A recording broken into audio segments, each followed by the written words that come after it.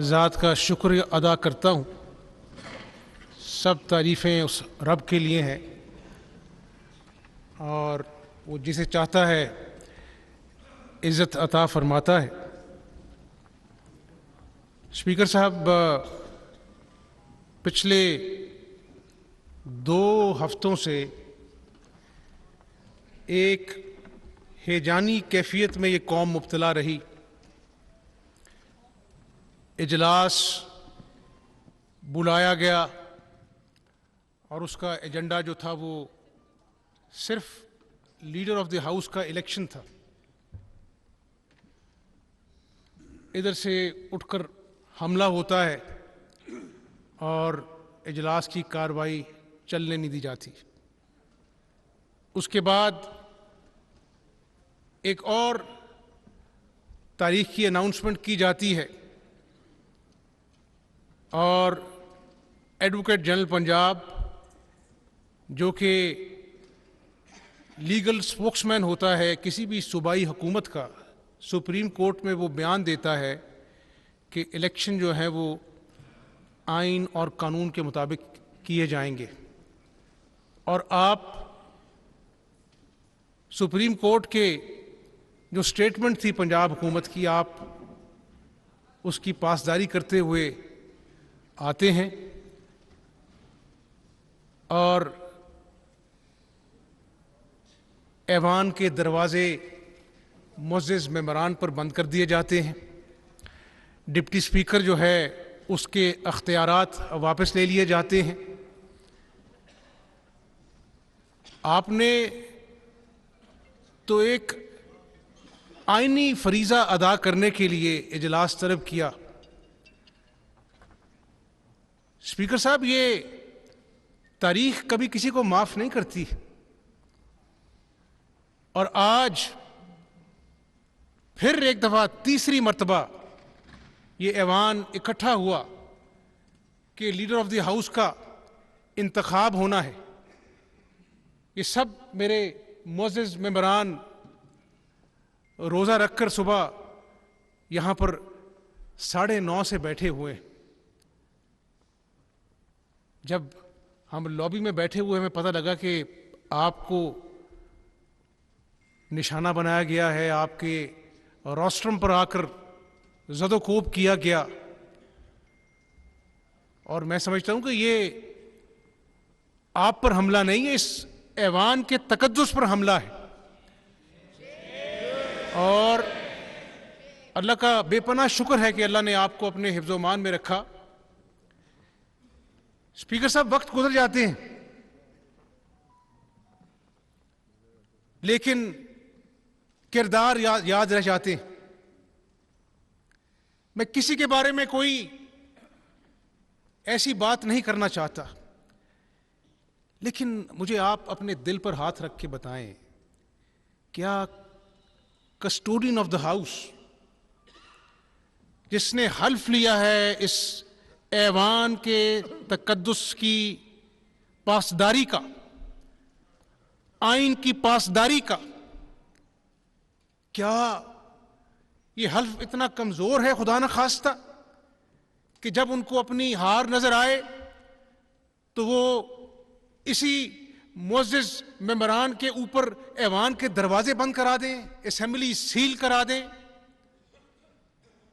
आप पर हमला कराएं? मैं इस मुअज़्ज़ज़ ऐवान के अंदर जितने भी अरकान बैठे हैं उनके तवस्सुत से, स्पीकर साहब, आज आपने जिस तरह से अपना फर्ज बहादुरी से अदा किया, मैं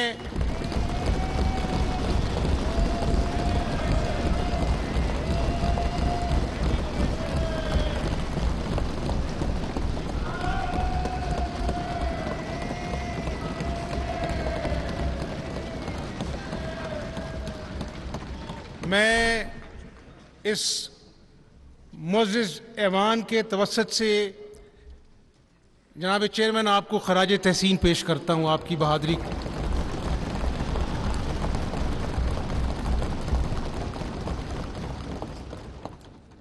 हर तरह से आपको जिच किया गया, आपके अहकामात को नहीं माना गया, हाई कोर्ट ने बुलाकर आपको आपके इख्तियारात वापस दिए, उसके बावजूद आज आइन कानून का तीसरी मरतबा मजाक किया गया। लेकिन कौम 15 दिन परेशान हैजानी कैफियत में गिरफ्तार थी, लेकिन आज सब चीज़ों के बावजूद, जनाब चेयरमैन, सब चीज़ों के बावजूद आज जमहूरियत की फतह हुई है खुदा के फजल से।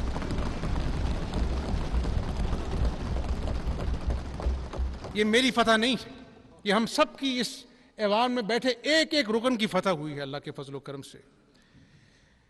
स्पीकर साहब, मैं उस रब का शुक्र अदा करता हूँ और मैं अपने तमाम वर्कर्स, पार्टी अरकान, हमारे मोअज़्ज़िज़ इत्तेहादी पीपल्स पार्टी के पार्लिमानी लीडर हसन मुर्तज़ा साहब,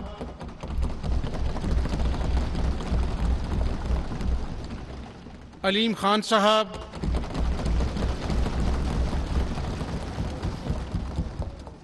जहांगीर तरीन साहब, मलिक असद खोखर साहब, राहे हक पार्टी के मुआविया आजम साहब, जुगनू मोहसिन साहिबा, जहरा बतूल साहिबा, उज़मा कारदार साहिबा, मोहसिन अता खोसा साहब, अहमद अली औलक साहब, राजा सगीर साहब, फिदा हुसैन वट्टू साहब, मैं इन सब का शुक्रिया अदा करता हूँ जिन्होंने हमारा साथ दिया। गुजारिश इतनी है, आप भी इस सूबे के वासी हैं।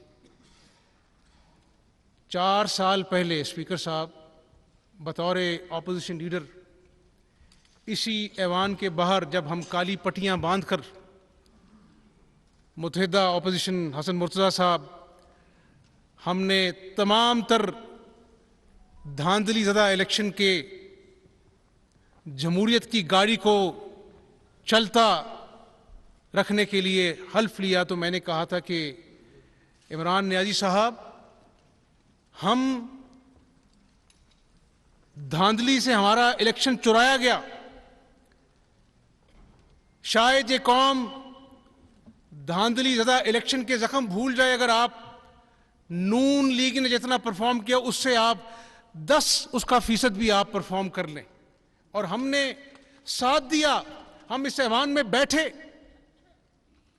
स्पीकर साहब, मेरे रुफ़का ने, मेरे कायदीन ने इस जमात के, यहाँ बैठे हैं सलमान रफ़ीक साहब, हाफिज़ मियाँ नौमान साहब, शाहिद अब्बासी साहब, एहसन इकबाल साहब, ख्वाजा साद रफ़ीक साहब, ये अलीम खान साहब, इन सब ने जेलें काटी, जहांगीर तरीन साहब के खिलाफ मुकदमे बनाए गए।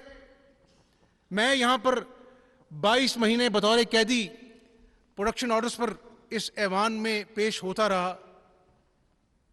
कोई बात नहीं, कोई बात नहीं, बुरा वक्त आता है, अल्लाह के करम से चला जाता है। लेकिन स्पीकर साहब, मैं आज आपके तवस्सुत से पूछना चाहता हूँ इमरान नियाज़ी साहब से कि आपने इस कौम के नौजवानों को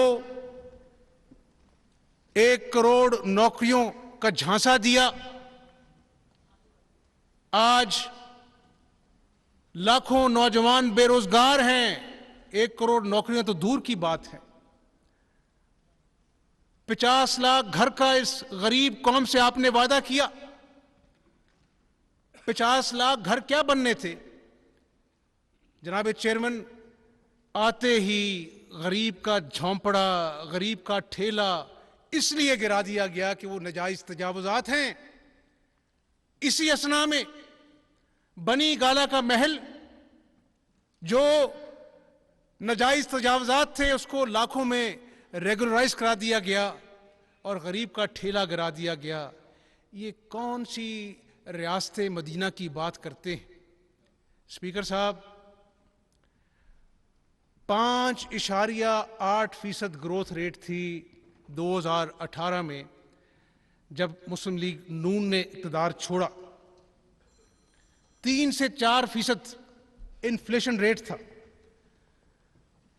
और आप जानते हैं कि ये 5.8% ग्रोथ रेट था वो ज़मीन बोस होकर 0 पे आ गया। वही 3-4% जो इन्फ्लेशन रेट था वो 12% पर आ गया। और ये मैं नहीं कह रहा, बरतानिया का जो जरीदा है द इकोनॉमिस्ट, उसने कहा कि Pakistan is the third most expensive country in the world.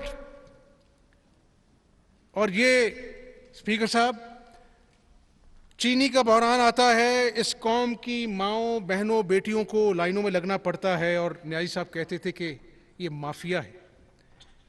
आटे का ये सूबा जो कि वाफर गंदम पैदा करता था और दूसरे सूबों को भी फराहम करता था, उस सूबे के अंदर ऐसा शदीद बहरान पैदा किया गया कि आटे के लिए इस कौम को लाइनों में लगना पड़ा। कोरोना आता है तो पैनाडोल की दवाई जो है वो नापैद हो जाती है। जब जब भी बहरान आए, इमरान न्याजी साहब ने कहा कि ये माफिया की कारिस्तानी है। ये माफिया कौन है स्पीकर साहब? ये कौन से माफिया हैं जो कि आम दुनिया में 20 से 25% इन्फ्लेशन हुई और हमारी यहाँ पर बैड गवर्नेंस की वजह से, लैक ऑफ मॉनिटरिंग की वजह से 60 से 70% जो है महंगाई आई। बिजली 61% इन लोगों ने महंगी की। गैस 167% महंगी हुई। और जो बिजली था वो 8 रुपए का यूनिट जो है वो आज 27 रुपए का हो गया है। हद ये है स्पीकर साहब, परसों ये बात वाज़े हुई कि सिर्फ lack of repair and maintenance के वजह से 7,000 मेगावाट बिजली जो है वो ग्रिड में नहीं आ रही, वो प्लांट्स बंद पड़े। मैं स्पीकर साहब सिर्फ जानना ये चाहता हूं कि IMF के पास नहीं जाना था, खुदकुशी करनी थी। 6 महीने इंतजार कराया गया, जा रहे हैं नहीं जा रहे हैं। इसी इसरा में 3 वजीर खजाना तब्दील हो गए और इन्वेस्टर का कॉन्फिडेंस क्रैश हो गया। स्टॉक मार्केट्स, कैपिटल मार्केट्स, उनका कॉन्फिडेंस क्रैश हो गया और फिर हमने 38 से 40% को रुपए की कदर कम कर दी और फिर IMF के घुटनों में जाकर बैठ गए। कर्जे लिए जाते हैं लेकिन टाइमिंग इंपॉर्टेंट होती है। इस मुल्क के साथ तजुर्बे किए गए, खिलवाड़ किया गया। इंतशार स्पीकर साहब, आज आपने खुद देख लिया कि इस कुर्सी के साथ क्या सलूक किया गया। ये बैठे हैं मेरे सारे साथी, किन गालियों से, गलीज गालियों से इनको नवाजा गया। यहां पर हमारी खवातीन बैठी, किस तरह से इन पर हमला करवाया गया। टॉक शोज पर बदतमीजी, बद अखलाकी का सबक दिया जाता है। जो सबसे ज्यादा गलीज गालियां देता है उसको शाबाशी दी जाती है कि तुम मेरे टाइगर हो। क्या इस तरह से पाकिस्तान चलेगा? फिर हर चीज पर झूठ बोला जाता है, हर एक को गद्दार कहा जाता है। भरे जलसों में इस मुल्क के दोस्तों को ललकारा जाता है। कभी एब्सोल्युटली नॉट कहा जाता है, कभी यूरोपियन यूनियन को धमकाया जाता है। जनाब चेयरमैन, ये ग्लोबल विलेज है दुनिया। हमारा यूरोपियन यूनियन के साथ तजारती ताल्लुकात हैं। चाइना के मंसूबों को कहा गया आते ही कि करप्शन ज़्यादा है। वो दोस्त जो हम हमेशा ऑल वेदर फ्रेंड है, उसको नाराज किया गया, चाइना नाराज हुआ। तो ये फॉरेन पॉलिसी में भी अनाड़े आ गई। और जब मैं आपके सामने ये फिगर्स पेश कर रहा हूं महंगाई के, तो वज़ीर आज़म साबिक ने कहा कि मुझे कौम ने आलू और प्याज के रेट के लिए इलेक्ट नहीं किया। तो क्या आपको यहां पर कोई बादशाहत के लिए इलेक्ट किया गया था? स्पीकर साहब, मैं आज पाकिस्तान की आवाम को और बिलखसूस पंजाब की आवाम से गुजारिश करना चाहता हूं कि आज मैं इन दोस्तों का शुक्रगुजार हूं जिन्होंने मुझे आज अल्लाह की मेहरबानी के बाद कायदे ऐवान से के तौर पे इलेक्ट किया।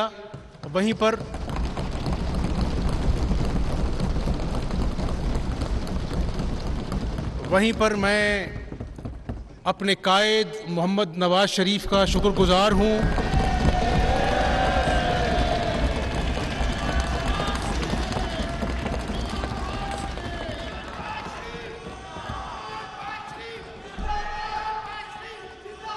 और मैं सदर जमात मोहम्मद शहबाज शरीफ का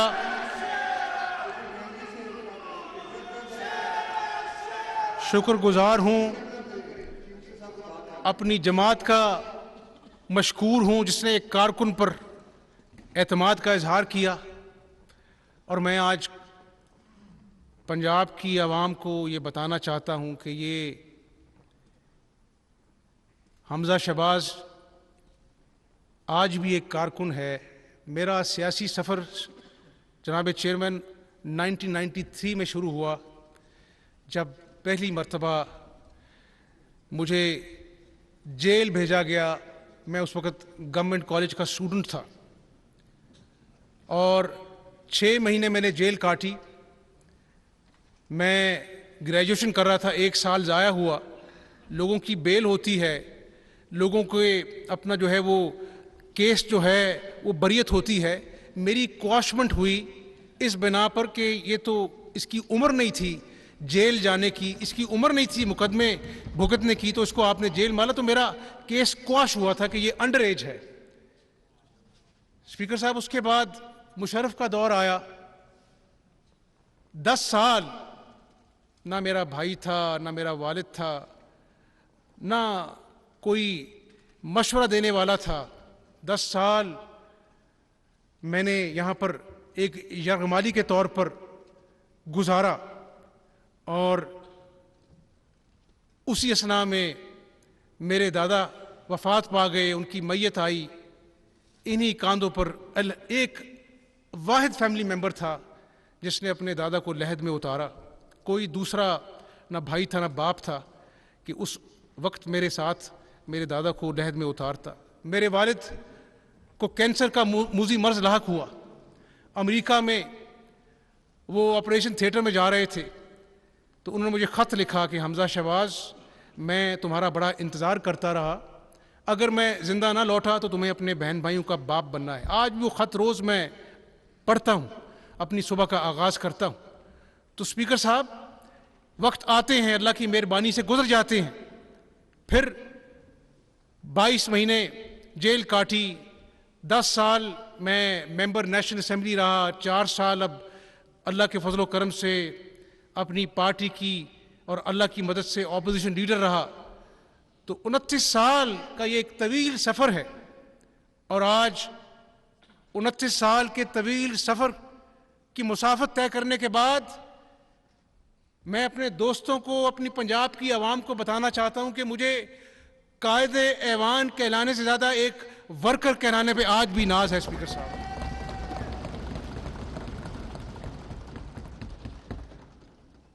स्पीकर साहब, इस सूबे में जो कि तरक्की कर रहा था, मेरिट के असूलों की बुनियाद पर अफसरान का पोस्टिंग ट्रांसफर होती थी, वज़ीर आला खुद जो है वो डीसी और एसी की इंटरव्यूज कंडक्ट करते थे, रिपोर्टें मुरतब होती थी, कहीं पर कई वाकया हुआ था, शहबाज शरीफ खुद पहुंचते थे। आज स्पीकर साहब, सानिया साहिवाल हुआ, मैं उस बच्ची के घर गया, मेरी भी एक बच्ची है, अल्लाह ताला सबके बच्चों को सलामत रखे। स्पीकर साहब, मुझे आज भी उस बच्ची के आंसू नहीं भूलते। उसने कहा, अंकल हमजा, मैंने उनको कहा कि मैं आपके हाथ जोड़ती हूं, मेरे बाबा को गोली मत मारो, मैं अपने बाबा को यहां से ले जाती हूं, मेरी मामा को गोली मत मारो। हमजा अंकल, उन्होंने मेरे सामने मेरे बाबा को गोली मारकर मार दिया। उस बच्ची की जो आंखों में जो बेबसी थी स्पीकर साहब, आज तक जब उसको मैं याद करता हूं तो मेरे रोंगटे खड़े हो जाते हैं। ये मोटरवे का वाकया हुआ, खातून का रेप हो गया और वो जो सीसीपीओ था उसने कहा कि ये खातून का कसूर है, ये इतनी रात को क्यों निकली, और वफाकी वज़रा की टीम आ गई कि जी ये तो बड़ा अजीम सीसीपीओ है जिसकी अपना जो है वो करतूतें हैं, वो अब आज मैं गिनवाना शुरू करूं तो बहुत देर हो जाएगी। कुछ नहीं हुआ। सेफ सिटी, जहां पर आज हम शहर लाहौर में बसते हैं स्पीकर साहब, दिन दिहाड़े डाके पड़ते हैं, रेप होते हैं।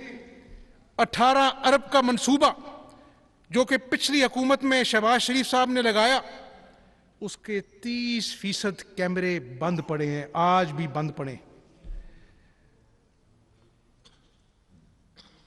लॉ एंड ऑर्डर के हवाले से मैं आपसे क्या बताऊं, शर्म आती है कि निचली सतह की ट्रांसफर पोस्टिंग के लिए ब्यूरोक्रेट्स हों या कोई और सरकारी अफसर हो, रेट ऐवाने वज़ीर आला में तय होते, कैश पर अपना जो है वो सारी बातचीत होती है और ट्रांसफर पोस्टिंग होती हैं। ये पढ़ते हैं सारे लोग, ये गैलरी में बैठे मेरे जो अपना बुजुर्ग मेरे बहन भाई बैठे हैं, रोज अखबार में होता है जी इतने दर्जन लोग जो हैं वो ट्रांसफर हो गए, 5 आईजी बदल दिए गए, 6 चीफ सेक्रेटरीज बदल दिए गए, और आज सूबे की हालत देखकर तकलीफ होती है। यानी आप कोई बड़ा मंसूबा नहीं बना सके, भाई कूड़ा ही उठा लेते, जो कि बड़े शानदार तरीके से टर्की के साथ मिलकर हमने अपना जो है एग्रीमेंट किया, उसी को आगे चला लेते। उसको मशीनों को कब्जे में ले लिया, तुर्क जो हमारे भाई हैं उनको नाराज किया, और आज इस लाहौर शहर की सफाई का कोई पुरसान। स्पीकर साहब, वैसे तो आपके साउथ में तैयब अर्दवान हॉस्पिटल बना है, state of the art hospital है, खुदा का शुक्र है। बहावलपुर में शानदार कार्डियोलॉजी इंस्टीट्यूट बना है, यहां पर KPLI जो kidney and liver transplant institute है। यहां के गरीब लोग जो अपने प्यारों के लिवर ट्रांसप्लांट के लिए, किडनी ट्रांसप्लांट के लिए एम्बेसियों में धक्के खाते थे, अपने घर बेचकर पैसे इकट्ठे करके बाहर जाते थे। हमने बाहर से डॉक्टर्स को बुलाया, और चेयरमैन साहब वो डॉक्टर्स हैं जिनके अपने जहाज थे, वो वहां पर काम कर रहे थे, सिर्फ इस मुल्क की प्यार की खातिर वो सब कुछ छोड़कर यहां पे आए। उस मंसूबे को ठप कर दिया गया क्योंकि ये शहबाज शरीफ का मंसूबा था। मुझे आप बताएं स्पीकर साहब कि क्या शहबाज शरीफ का मंसूबा होने की वजह से इस गरीब आवाम को तकलीफ दी गई, इसको इलाज और मुआवजे से महरूम किया गया, जहां पर कामयाब किडनी ट्रांसप्लांट शुरू हो चुके थे, कैंसर की दवाइयां अस्पतालों में आम दवाइयां मुफ्त मिला करती थी, अब हेल्थ कार्ड भी होता है गरीब आदमी के पास, डॉक्टर कहता है जाओ पहले अपनी जेब से दवाइयां लेके आओ, फिर हम तुम्हारा इलाज करेंगे। ये कोई इमरान नियाजी की राम कहानी नहीं मैं आपको सुना रहा चेयरमैन साहब, ये हकाइक हैं, ये तल्ख हकाइक हैं। ये खिलवाड़ इस सूबे के साथ हुआ है। और मैं यहां पे बताता चलूं कि मैं कोई बड़े बड़े दावे करने नहीं आया, मैं अपने साथ कोई खिलाड़ी का नाम लगाकर प्लस करने नहीं आया।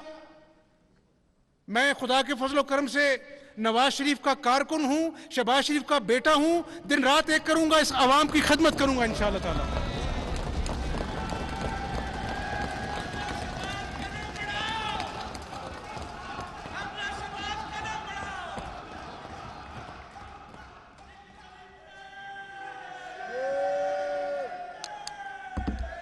मैं अपने मोअज़्ज़िज़ इत्तेहादियों को ये भी कहना चाहूँगा कि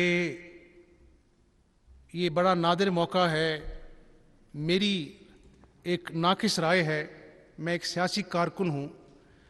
मैं समझता हूँ कि 74 साल की तारीख़ में ऐसे हालात नहीं हुए चेयरमैन साहब। मैं लोगों के घरों में जाता हूँ, बंद गलियों में लोगों का हाल पूछने जाता हूँ। आज स्पीकर साहब घरों में फाके हैं, आज रात को बच्चे दूध ना होने की वजह से रोते हैं, माँ बाप के पास झूठी तसल्लियाँ देने के अलावा बच्चों को देने के लिए कुछ नहीं है।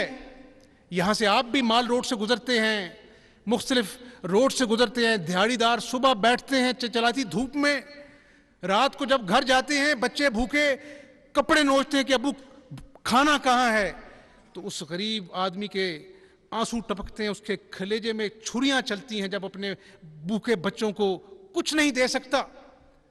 आप भी किसी के बेटे हैं, जब किसी की माँ दर्द से कहराती है, बेटे का दिल करता है कि अपना दिल चीर कर अपनी माँ के कदमों में रख दे, लेकिन उसके पास दवा खरीदने के पैसे नहीं है। स्पीकर साहब, आज इस सूबे में घरों में ये हालात वाक़यात हो रहे हैं।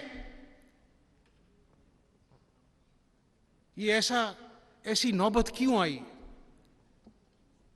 मैं अल्लाह से दुआ करता हूँ। स्पीकर साहब, मैं आपके तवज्जुह से इस ऐवान को बताना चाहता हूँ, अल्लाह इज़्ज़त देने वाला है, रिज़्क़ देने वाला है, ज़िंदगी मौत के फ़ैसले वो रब करता है।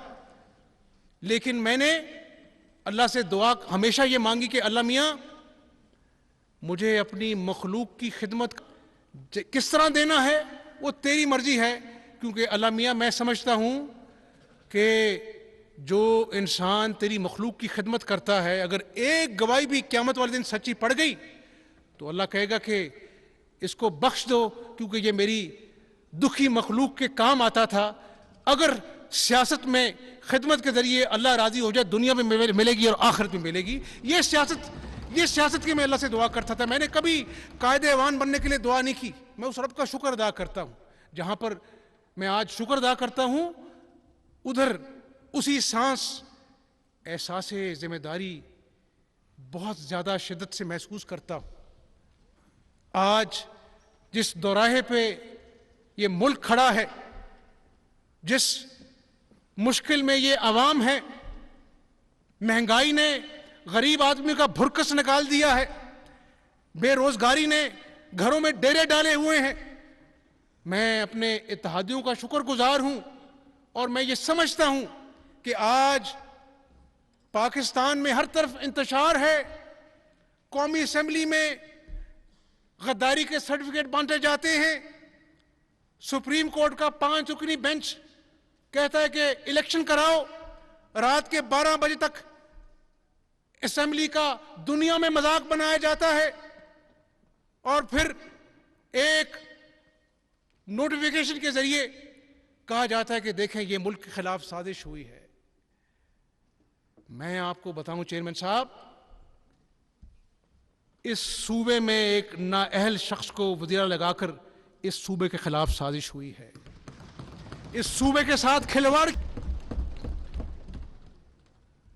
लोकल बॉडीज जो कि रीढ़ की हड्डी हुआ करता है चेयरमैन साहब, बरतानिया में जहां जहां जमहूरियत तरक्की करती है वहां पर लोकल बॉडीज मजबूत तरीन इदारा है।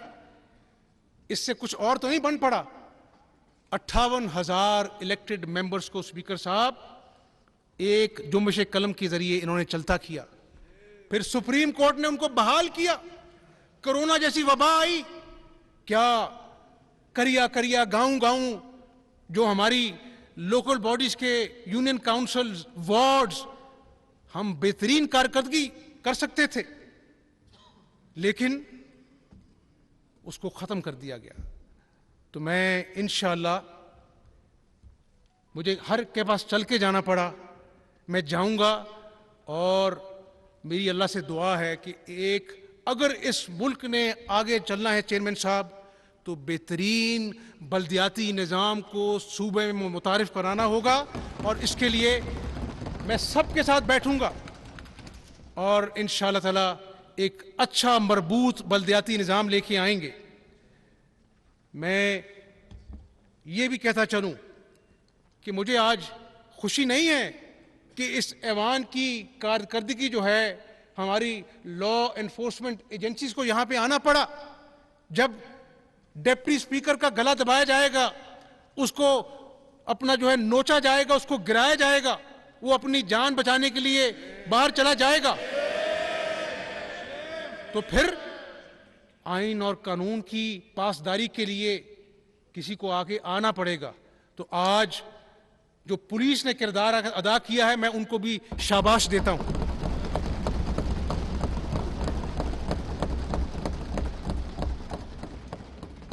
स्पीकर साहब, मैं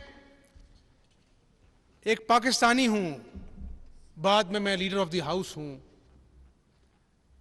मैं आज इस मुअज़्ज़िज़ ऐवान से, आपके तवस्सुत से पंजाब की आवाम को ये बताना चाहता हूं, बहुत इंतकाम हो गया, बहुत बद अखलाकी हो गई, बहुत एक दूसरे के गिरबान हमने पकड़ लिए।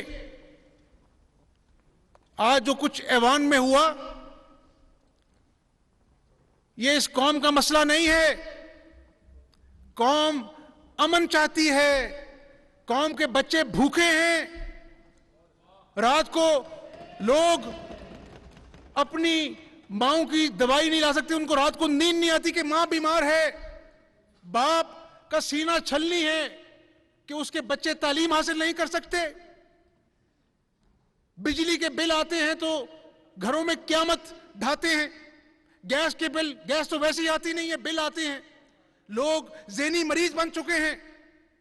तो मैं आपके तवस्सुत से इस ऐवान को गवाह बनाकर एक कारकुन के नाते ये कहना चाहता हूं कि इंतकाम का सफ़ा आज से हमने फाड़ दिया है। हम किसी से इंतकाम नहीं लेंगे। हम इस सूबे की खिदमत के लिए, आम अवाम के भलाई के लिए अपनी कमर कसकर मैदान अमल में निकलेंगे। और अल्लाह की मदद से अगर अवाम का भला हो जाए, इस सूबे का भला हो जाए, तो मेरा ख्याल है कि यही बेहतरीन इंतकाम हुआ करता है जमहूरियत के अंदर। लेकिन स्पीकर साहब, आपने भी चले जाना है, मैंने भी यहां पर कायदे अवान बनकर सारी जिंदगी यहां नहीं बैठे रहना। लेकिन आज मैं अपने साथियों को कह रहा था, अपने इत्तेहादियों को, अपने मुअज़्ज़िज़ अरकान को कह रहा था, मैंने कहा आज 3 दफ़ा ये जो इलेक्शन के लिए ऐवान में इजलास मुनक्किद हुआ, जिस तरह इस ऐवान को ताले लगाए गए, ये ऐवान की तदीन और आराइश हुई है, नया ऐवान बना है। भाई ऐसे शानदार ऐवान का क्या फ़ायदा कि उसी शानदार ऐवान में आज आइन और कानून का कत्ल हुआ है। मैं आपके तवस्सुत से, हमारे इत्तेहादी बैठे हैं, इंशाअल्लाह ताला अल्लाह को मंजूर हुआ तो हम नया स्पीकर इलेक्ट करेंगे इंशाअल्लाह ताला। और इस ऐवान की मदद से जो इस कुर्सी का आपके साथ जो हुआ, हमें ऐवान की इन हाउस कमेटी बनानी चाहिए। और जो भी इसमें इन्वॉल्व है इस साजिश में, ये साजिश आपके खिलाफ नहीं है, ये साजिश हमजा शहबाज के खिलाफ नहीं है, ये साजिश जमहूरियत के खिलाफ साजिश है, ये आइन के खिलाफ साजिश है। इसकी भरपूर इंक्वायरी होनी चाहिए और इस ऐवान को चाहिए कि उन लोगों को कैफरे किरदार तक पहुंचाए ताकि दोबारा ऐसा तमाशा इस सूबे में बपा ना हो सके। स्पीकर साहब, अवाम के मसाइल बहुत ज़्यादा हैं और एहसास ज़िम्मेदारी है। मेरे मुअज़्ज़िज़ अरकान बैठे हैं, मेरे इत्तेहादी बैठे हैं। मैं चाहूँगा कि मैं आज सिर्फ ये बताऊँ कि हमारी हुकूमत इंशाअल्लाह अवाम की हुकूमत होगी। मैं ख़ुद एक सियासी कारकुन हूँ, अवाम में रहता हूँ, इसलिए अवाम को और हमारे हुकूमत के दरमियान जो गैप है उसको हम ख़त्म करेंगे, अवाम के अंदर घुल मिल जाएंगे। और ये एहसास ही यहाँ पे तो सानिया साहिवाल हो जाता है, दिन दिहाड़े कीमतें बढ़ा दी जाती हैं, डाके पड़ते हैं, कोई पूछने वाला नहीं है। तो इंशाअल्लाह आज के बाद अल्लाह ने चाहा तो इस सूबे को पता लगेगा कि अल्लाह के बाद यहाँ पर इस सूबे का कोई वाली वारिस है इंशाअल्लाह ताला। तरक्की का जो सफ़र हमने 2018 में जो टूटा था वहीं से हम शुरू करेंगे इंशाअल्लाह। और अपना जो है वो right man for the right job, speaker साहब, पुलिस अफसर होगा इंशाअल्लाह, अच्छे पुलिस अफसरों का इंतखाब करेंगे ताकि इस सूबे में अमन आए। अच्छे ब्यूरोक्रेट्स लेके आएंगे ताकि वो परफॉर्म करें। मैं सबको साथ लेके चलूंगा, लेकिन इंशाअल्लाह ताला मैं कोई फरिश्ता नहीं हूं। मेरे खिलाफ, असेंबली के खिलाफ करप्शन के कई केसेस बने, यहां पर बैठे कायदीन के खिलाफ करप्शन के केसेस बने। निकला क्या 4 सालों में? नेशनल क्राइम एजेंसी यूके ने कहा कि हमने 22 महीने बेलाग तहकीकात की शहबाज शरीफ के खिलाफ, कुछ नहीं निकला, कोई मनी लॉन्ड्रिंग नहीं निकली, नवाज शरीफ के खिलाफ कोई करप्शन साबित नहीं हो सकी। लेकिन स्पीकर साहब, अल्लाह की लाठी बड़ी बेआवाज है। आज जो आपके साथ हुआ इसका हिसाब इस दुनिया में भी होगा, आखिरत में भी होगा। लेकिन मुझे कहने दीजिए, ये मुकाफात अमल है। अल्लाह की लाठी घूमती है, वक्त का पहिया घूमता है। आज वही लोग जो चोर डाकू का नारा लगाते थकते नहीं थे, आज सिर्फ तोशा खाने का हिसाब मांगा है इस कौम ने। और 14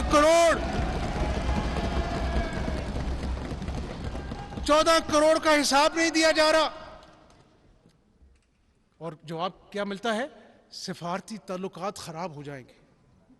ओ भाई, आप अपना सुपर पावर को कहते हैं एब्सोल्युटली नॉट, यूरोपियन यूनियन को आप ललकारते हैं, आप कहते हैं जी अमेरिका ने साजिश की है।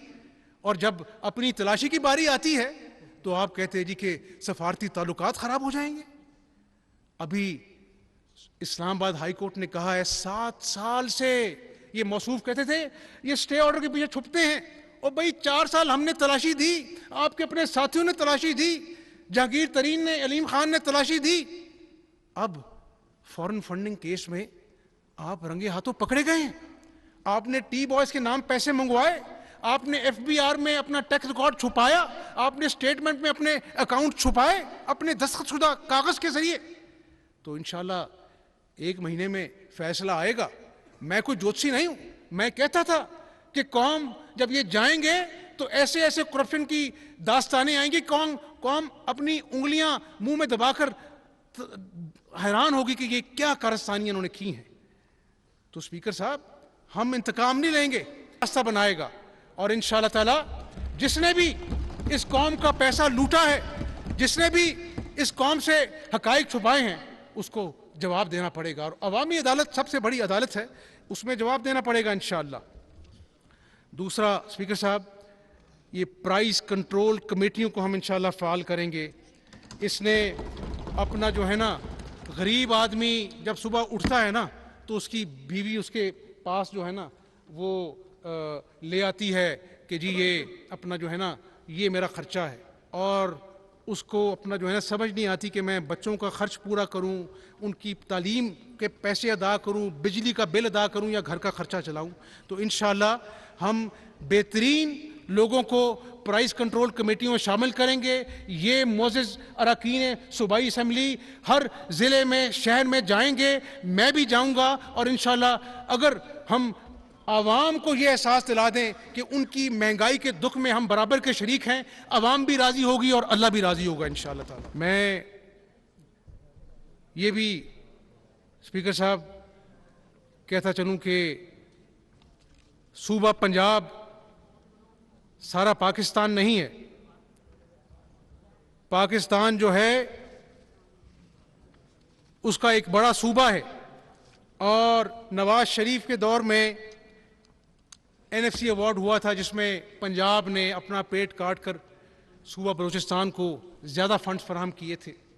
मैं बतौर कायदे ऐवान पंजाब असम्बली अपने दूसरे सूबों को ये यकीन दिलाना चाहता हूँ कि इंशाअल्लाह ताला पंजाब आपका बड़ा भाई है, सिर्फ बातों की हद तक नहीं।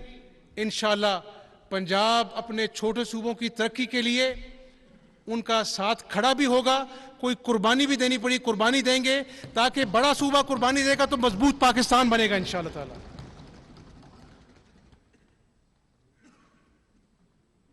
तो स्पीकर साहब, ये आज जो असेंबली में आइन और कानून की धज्जियां उड़ाई गईं, मिसाके जमहूरियत, मैं मोहतरमा बेनज़ीर शहीद साहिबा को खराज तहसीन पेश करता हूँ। मैं मोहम्मद नवाज शरीफ साहब को खराज तहसीन पेश करता हूँ कि उन्होंने मिसाके जमहूरियत किया। जमहूरी रवायात पनप रही थीं, एक वोट आउट होता था, एक वोट इन होता था। सिर्फ कि हमजा शहबाज शरीफ ऑपोजिशन लीडर है, इसको पब्लिक अकाउंट्स कमेटी का चेयरमैन नहीं बनाना। हमने यहाँ पर करप्शन का बाजार गर्म करना है, पैसे लेने हैं, तो पब्लिक अकाउंट्स कमेटी को चौपट कर दो। स्पीकर साहब, मैं बड़ा गुनाहगार आदमी हूँ। इस ऐवान में अपने साथियों के तवस्सुत से आपको यकीन दिलाना चाहता हूँ कि जो ओहदा 4 साल जो हमारा हक था उसे हमें महरूम रखा, हम कमेटियों में नहीं गए।